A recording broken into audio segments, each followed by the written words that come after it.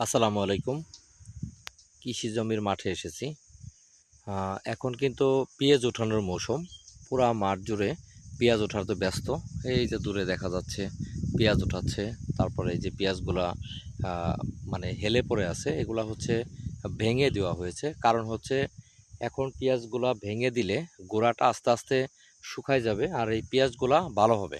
এই যে আমার পিছনে দেখতে পাচ্ছেন পুরাটা জুড়ে কিন্তু পেঁয়াজের ক্ষেত। আর নিচেও দেখতে পাচ্ছেন পুরাটা পেঁয়াজের ক্ষেত। অনেক দূরে দূরে দেখা যাচ্ছে অনেক জমিতে সবাই পেঁয়াজ উঠাচ্ছে।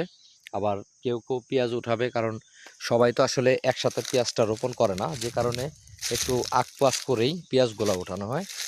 আবার এখানে মাঠের ভিতরে একটা আমের বাগান আছে। এই যে দেখেন ছোট ছোট আম, এই যে ছোট ছোট আম ধরেছে। আসলে এই আমাদের এই মাঠে অনেকেই জানেন যে প্রচুর পরিমাণে পেঁয়াজের আবাদ হয়। ধন্যবাদ সবাইকে।